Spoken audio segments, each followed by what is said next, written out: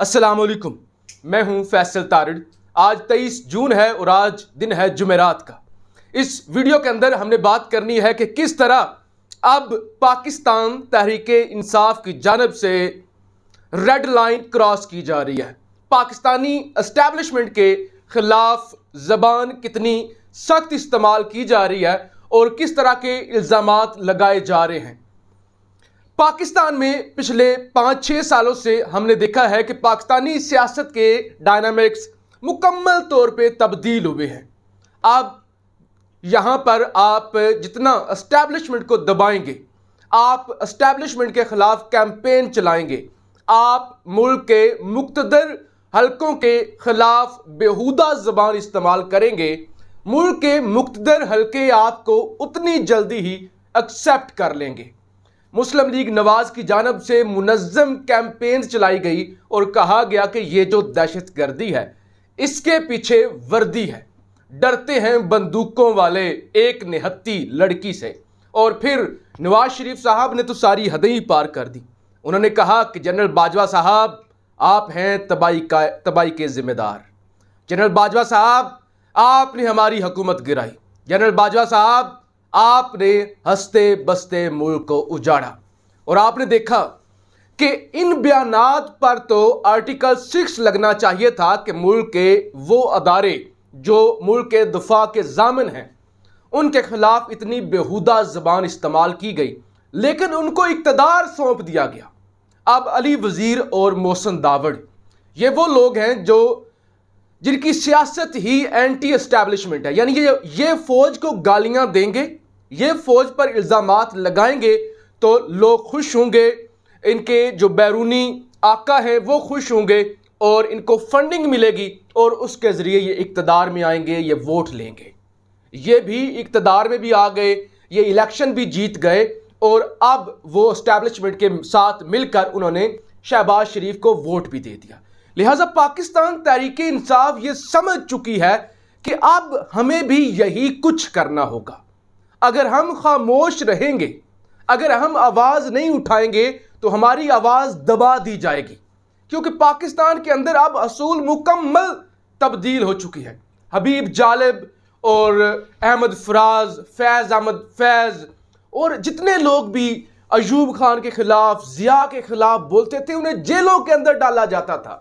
लेकिन अब मसला यह है कि जितने लोग भी फ़ौज के ख़िलाफ़ जितनी गंदी गाली इस्तेमाल करते हैं, जितना बढ़ चढ़ के बोलते हैं, उन्हें उतनी ही बड़ी कुर्सी पर बिठाया जाता है। अभी कल की बात है, आपको याद होगा, हामिद मीर ने इस्लामाबाद के प्रेस क्लब के बाहर खड़े होकर कहा था कि हम जानते हैं, जर्नैलों की बीवियों को भी जानते हैं, हमारे पास बंदूकें तो नहीं हैं लेकिन हमारे पास इनके राज ज़रूर हैं।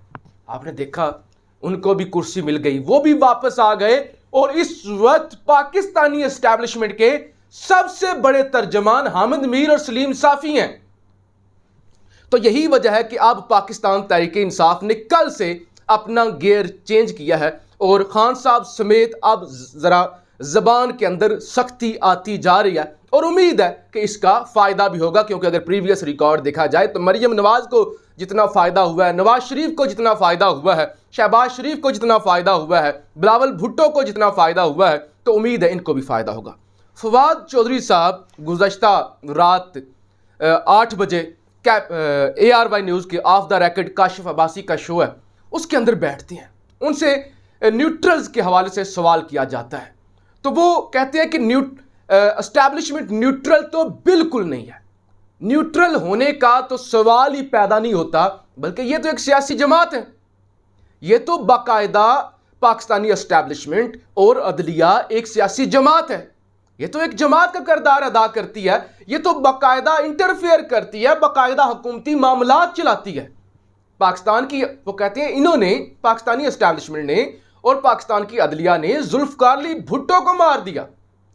ये इतने जालिम हैं, वो कहती हैं कि इन्होंने जुल्फ़िकार अली भुट्टो को कत्ल कर दिया। तो ये तो खुल्लम खुल्ला हर दौर में होते हैं पॉलिटिक्स के अंदर, ये सियासी जमात हैं, लिहाजा इनको न्यूट्रल नहीं कहा जा सकता। फिर वो एक और बात करते हैं, वो कहते हैं कि अगर पाकिस्तानी एस्टैब्लिशमेंट ना चाहती तो हमारी हुकूमत नहीं गिर सकती थी। लिहाजा अगर हमारी हुकूमतगिरी है तो इसमें पाकिस्तानी एस्टैब्लिशमेंट मुलव्वस थी। तो मैं समझता हूं कि इस तरह की पाकिस्तानी मीडिया पर आके बात करना और एस्टैब्लिशमेंट के खिलाफ इतना बढ़ चढ़ के बोलना फवाद चौधरी की जानिब से, वो फवाद चौधरी जिनके बारे में हमेशा से यह तासुर रहा है कि वो प्रो एस्टैब्लिशमेंट है, वो एस्टैब्लिशमेंट के बगैर कुछ भी नहीं करते। अगर फवाद चौधरी जैसा शख्स इतनी सख्त जबान इस्तेमाल कर रहा है तो आप अंदाजा करें कि इमरान खान जिन्होंने कभी एस्टैब्लिशमेंट से फायदा नहीं उठाया, शीरी मजारी, असद उमर या बाकी जो पीटीआई के रहनुमा हैं, वो कितना खुलकर बोलेंगे और अगले आने वाले दिनों में माहौल कितना सख्त हो जाएगा। किस तरह से खुलकर बात की जाएगी कि जब हम हुकूमत में थे तो हमें किस तरह से धमकाया जाता था, हमें किस तरह से ब्लैकमेल किया जाता था। तो मैं समझता हूं अगले आने वाले महीने अगर तो इस सारी सूरत हाल को कंट्रोल ना किया गया और एस्टैब्लिशमेंट ने इससे सबक ना सीखा और मुल्क नए इलेक्शन की तरफ ना गया, तो फिर इस मुल्क के अंदर पाकिस्तानी अदारे और अवाम आमने सामने आ सकती है और इससे मुल्क का बड़ा नुकसान हो सकता है। ज़रा मुस्लिम लीग नवाज के हवाले से बात करती हैं कि नून लीग अब किस तरह से अपने आप को बचाने के लिए, अपने आप को फेस सेविंग देने के लिए जरदारी पर इल्ज़ाम लगा रही है कि ये जो कुछ भी हुआ है, रजीम चेंज हुआ है पाकिस्तान में, हमने साजिश के ज़रिए हुकूमत में आए हैं, तो इसमें तो जरदारी का किरदार है। क्योंकि इस वक्त अगर पेट्रोल महंगा होता है तो गालियां पड़ती हैं शहबाज शरीफ को, मिफ्ता इस्माइल को। बिजली महंगी होती है तो गालियां इनको पड़ती हैं, चीनी महंगी होती है, घी महंगा होता है, लोग सड़कों पे आते हैं, बददुआएं देते हैं, एहतजाज करते हैं, गालियां सारी की सारी शहबाज शरीफ के हिस्से में आती है, जो कि असल मास्टरमाइंड जरदारी है। जरदारी इस सारे मामले में बच जाता है। तो अब मुस्लिम लीग नवाज ने सोचा कि अगर हुकूमत के अंदर पार्टनर हैं, अगर हुकूमत के अंदर हम पावर शेयरिंग कर रहे हैं और हम ब्लैकमेल भी हो रहे हैं, पीपल्स पार्टी जो है वो सारे फायदे भी लेके जा रही है, गालियां सिर्फ हमें मिल रही हैं, तो गालियों के अंदर भी इन्हें हिस्सेवार बनाना चाहिए, इन्हें इसकी भी जिम्मेदारी लेनी चाहिए। यही वजह है कि वजीर दाखिला राना सनाउल्लाह ये कहती हैं कि हमें तो पता ही नहीं था, हमारे तो वहम गुमान में भी नहीं था, हमने तो कभी सोचा भी नहीं हुआ था कि हमारी हुकूमत बन जाएगी और इमरान खान इस तरह से चला जाएगा, इमरान खान के खिलाफ तहरीक अदम एतमाद आ जाएगी। वो तो हमें आसिफ अली जरदारी साहब ने अप्रोच किया, जरदारी साहब ने हमसे राब्ता किया, जरदारी साहब ने साजिश बनाई और हमें वो गाइड करते रहे। उसके बाद ये हुकूमत बनी, उसके बाद इमरान खान को अदम एतमाद के जरिए घर भेजा गए। हम अकेले तो नहीं थे, हमारे तो कोई राब्ते नहीं थे, हम तो कुछ नहीं कर रहे थे। यानी ये जो सारी गेम है, इस गेम का जो सियासी इमाम है वो तो जरदारी है और जरदारी के बाद फजलुर रहमान है। लिहाजा मुस्लिम लीग नवाज ने अपने आप को पीछे खींचना शुरू कर दिया है कि हम अकेले ही इसमें शरीक नहीं हैं, या अगर हम ये नौबत आई है, अगर ये नौबत आई है कि हम इतने मुश्किल हालात के बावजूद हुकूमत में आना हमने पसंद किया है, तो हमारे खिलाफ तो केसेस इतने मेच्योर हो रहे थे।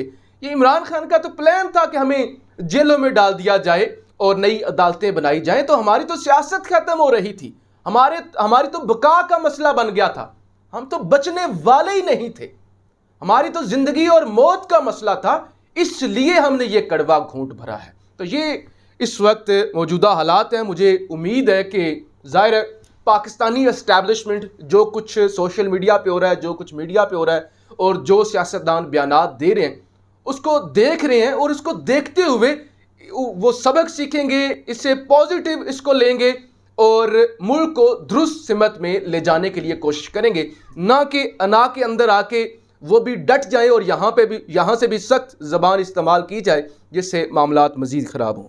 अपनी राय का इजहार ज़रूर कीजिएगा। पाकिस्तान जिंदाबाद।